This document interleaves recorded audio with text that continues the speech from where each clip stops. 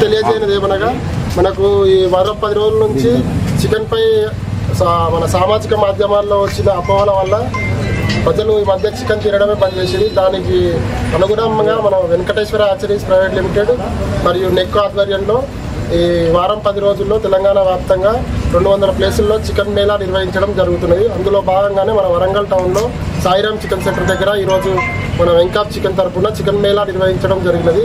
ప్రజలకు ముఖ్యంగా తెలియజేయన్నది ఏమన్నా కదా, సామాజిక మాధ్యమాల్లో వచ్చిన అసత్య ప్రచారాల వల్ల మీరు చికెన్ తినడం బంద్ చేయకండి. మేజర్గా మన భారతీయ కండిషన్ ప్రకారం మనము బాయిల్డ్ చికెన్ అండ్ ఎగ్సే తింటాము. హాఫ్ బాయిల్ తినాం కాబట్టి 70 డిగ్రీల కంటే ఎక్కువ ఉష్ణోగ్రత గల చికెన్ తింటే ఎలాంటి వైరస్లు ఉన్నా చనిపోతాయి. కాబట్టి ఇలాంటి అపోహలు నమ్మకుండా నిరభ్యంతరంగా మనం చికెన్ అండ్ ఎగ్స్ తినొచ్చు. ముఖ్యంగా ఈరోజు నిర్వహించిన కార్యక్రమంలో చికెన్ అండ్ ఎగ్స్ తినడం వల్ల ప్రజలందరికీ తెలియజేయనది.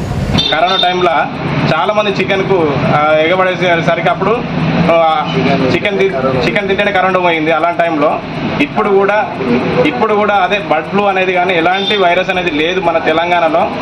సో ఇప్పుడు ఈ టైంలో ఈ కాలంలో ఎప్పుడైనా కూడా చికెన్ రేట్ అనేది 100 రూపాయల పైన ఉండాల్సింది.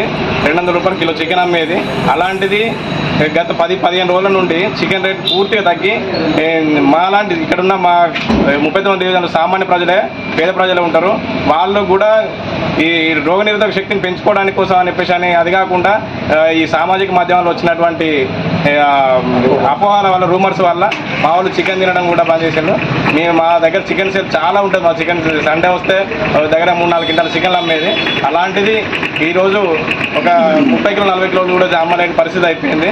కాబట్టి ఇలాంటి అపోహలను దూరం చేసుకుని ఇక నుండి అయినా కూడా ప్రజలు చికెన్ తిని ఆరోగ్యంగా ఉండాల్సిందిగా కోరుతుంటారు.